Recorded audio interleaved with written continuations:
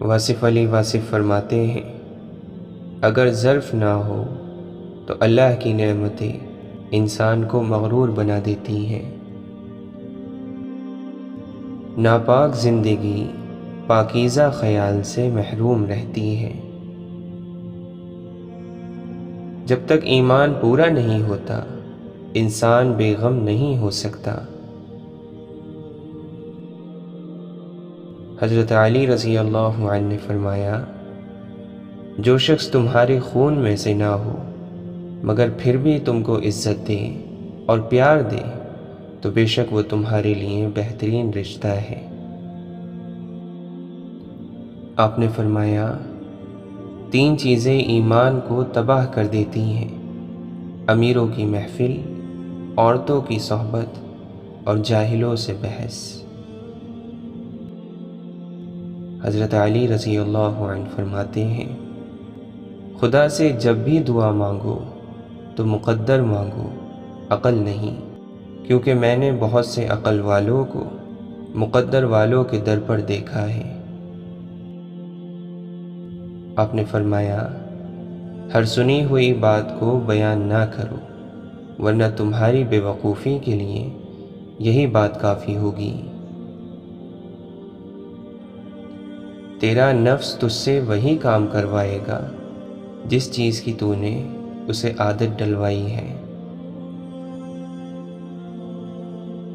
جب آنکھیں نفس کی پسندیدہ چیزیں دیکھنے لگیں تو پھر دل انجام سے اندھا ہو جاتا ہے۔ عقل مند شخص ہمیشہ غم اور فکر میں مبتلا رہتا ہے۔ اگر خوش رہنا چاہتے ہو تو نہ دنیاوی امیدیں رکھو اور نہ کسی سے شکوہ کرو۔ امام حسن رضی اللہ عنہ نے فرمایا، اگر اپنی عزت کو باقی رکھنا چاہتے ہو تو تنہائی پر خوش ہو جاؤ۔ حضرت علی رضی اللہ عنہ فرماتے ہیں، کائنات کی کسی چیز میں اتنا مزہ نہیں جتنا نماز میں ہے، مگر اللہ نے یہ مزہ گناہ گاروں کے لیے حرام کر دیا ہے۔ گھر میں غصہ ہونا گویا اسے ویران کرنا ہے۔ جس آدمی کی زبان خراب ہو جاتی ہے اس کا نصیب بھی خراب ہو جاتا ہے۔ اللہ کے نبی صلی اللہ علیہ وسلم نے فرمایا، معاف کر دینے سے اللہ تعالی عزت میں اضافہ فرماتا ہے۔ سب سے افضل صدقہ روٹھے ہوئے لوگوں میں صلح کرا دینا ہے۔ واصف علی واصف فرماتے ہیں، علاج ظاہر کا ہو رہا ہے اور انسان اندر سے پریشان ہے۔ آپ نے فرمایا، خوش رہنے والا شخص جنت میں ہے اور اللہ کے فضل پر یقین رکھنے والا شخص بھی جنت میں ہے۔ فقیری شروع ہوتی ہے کہ جب آپ دوسروں کے لیے بے ضرر ہو جاتے ہیں، اور مکمل جب ہوتی ہے جب آپ دوسروں کے لیے فائدے مند ہو جاتے ہیں۔ ایک جیسا عمل 2 انسانوں کے لیے ایک جیسے نتائج نہیں لا سکتا کہ جس طرح پیغمبروں جیسا عمل ہمیں پیغمبر نہیں بنا سکتا۔ اللہ تعالیٰ قرآن مجید میں فرماتا ہے، اور جو لوگ ہماری طرف آنے کی کوشش اور محنت کرتے ہیں ہم انہیں اپنی طرف آنے کے راستے دکھا دیتے ہیں۔ واصف علی واصف فرماتے ہیں، اللہ تعالیٰ سے مانگنے والی چیز یہ ہے کہ اس کی رضا مانگو، زندگی کی آسانی مانگو اور یہ کہو کہ ہمیں اپنی زندگی پر راضی رہنے کی توفیق عطا فرما۔ جس کو اللہ سے دوستی کرنی ہے تو اس کو چاہیے کہ وہ اللہ کے دوستوں سے دوستی کر لے۔ ہر مرض کا علاج ہوتا ہے لیکن ایک مرض کا علاج نہیں ہوتا اور وہ غفلت ہے۔ خوشی روح کا وہ مقام ہے جہاں آپ ہر چیز سے راضی اور مطمئن ہو جائیں۔ مکمل وہ چیز ہوتی ہے جس میں کسی اضافے کی ضرورت نہ ہو اور نہ ہی کسی کمی کی۔ آپ سوچیں کہ دین کب مکمل ہوا تھا؟ اس وقت اس دین کا جتنا علم موجود تھا وہی آج کافی ہے۔ علم میں اضافہ عمل میں پختگی پیدا نہیں کر سکتا۔ نئی نئی راہیں دریافت کرنے والا مسافر منزل سے رہ جاتا ہے۔ حضرت شیخ عبد القادر جیلانی رحمۃ اللہ علیہ فرماتے ہیں، جب اللہ کسی دل میں داخل ہو جاتا ہے تو پہلے اس کو تباہ اور برباد کر دیتا ہے، اور دل میں خواہشات اور آرزوؤں کے جو بڑے بڑے امراء بیٹھے ہوتے ہیں ان کے سر نیچے کر دیتا ہے۔ جب وہ اس بستی کو اچھی طرح اجاڑ لیتا ہے تو پھر یہ بستی اثر نو آباد ہوتی ہے۔ غم اللہ کی ایک عنایت ہے، یہ بڑے لوگوں کو ملا کرتا ہے۔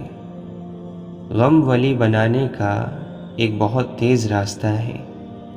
غم کے اندر جو سمٹ گیا اور اطاعت میں چلا گیا وہ فوری طور پر اللہ کے پاس پہنچ گیا۔ جو اللہ کی معرفت پا لیتا ہے وہ شکایتیں اور گلے کرنا چھوڑ دیتا ہے اور اپنی نفس کی خواہشات کے چنگل سے نکل آتا ہے۔ نعمت سے بغاوت کرنا زوال کا آغاز ہے، اور اللہ سے اپنے گناہوں کی معافی کا سفر شروع کرنا عروج کا آغاز ہے۔ شیخ سعدی رحمۃ اللہ علیہ فرماتے ہیں، بد مزاج اور بد اخلاق آدمی کے پاس اپنی ضرورت لے کر مت جاؤ۔ موت کو یاد رکھنا نفس کی تمام بیماریوں کا علاج ہے۔ اشفاق احمد فرماتے ہیں، ہم زندگی میں ضرور کامیاب ہوں گے اگر ہم ان نصیحتوں پر عمل کر لیں جو ہم دوسروں کو کرتے ہیں۔ عاجزی انسان کے وقار میں اضافہ کرتی ہے۔ اس دنیا میں صبر سے بہتر کوئی استاد تمہیں نہیں مل سکتا۔ مولانا رومی فرماتے ہیں، جو خوبصورتی تم مجھ میں دیکھتے ہو وہ دراصل تمہارا اپنا عکس ہے۔ انسان جب اپنی خواہشات اور ضروریات محدود کر لیتا ہے تو پھر اسے جھوٹ بولنے کی ضرورت ہی پیش نہیں آتی۔ قسمت پہیے کے چکر کی مانند گھومتی ہے، جو کبھی اوپر جاتا ہے اور کبھی نیچے آتا ہے۔ تم بھی جب اوپر جاؤ تو نیچے والوں کا ہاتھ تھام لو، کیونکہ اگلے چکر میں تمہیں ان کی ضرورت پڑ جائے گی۔ ابن القیم رحمۃ اللہ علیہ فرماتے ہیں، اگر تم جاننا چاہو کہ اللہ کے یہاں تمہاری کیا حیثیت ہے تو یہ دیکھو کہ اس نے تمہیں کس کام میں لگا رکھا ہے۔ مولانا رومی فرماتے ہیں، میں نے خاموشی سے محبت کرنے کا فیصلہ کیا ہے، کیونکہ خاموشی کے ساتھ محبت کرنے سے آپ کی محبت کو رد کیے جانے کا ڈر نہیں رہتا۔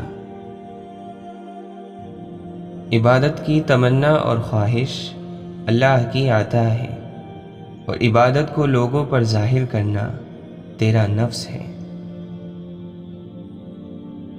گناہوں میں مبتلا انسان کا دعاؤں پر یقین نہیں رہتا ہے۔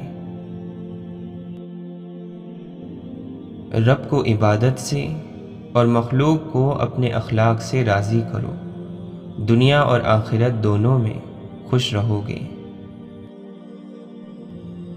ہر بات کو نفاست کے ساتھ سمجھنا اور کہنا سیکھو، علم بھی آ جائے گا اور اخلاق بھی۔ عبرت اسے کہتے ہیں کہ آپ بدتمیز لوگوں سے تمیز سیکھیں، باتونی لوگوں سے خاموشی سیکھیں اور بے ادب لوگوں سے ادب سیکھیں۔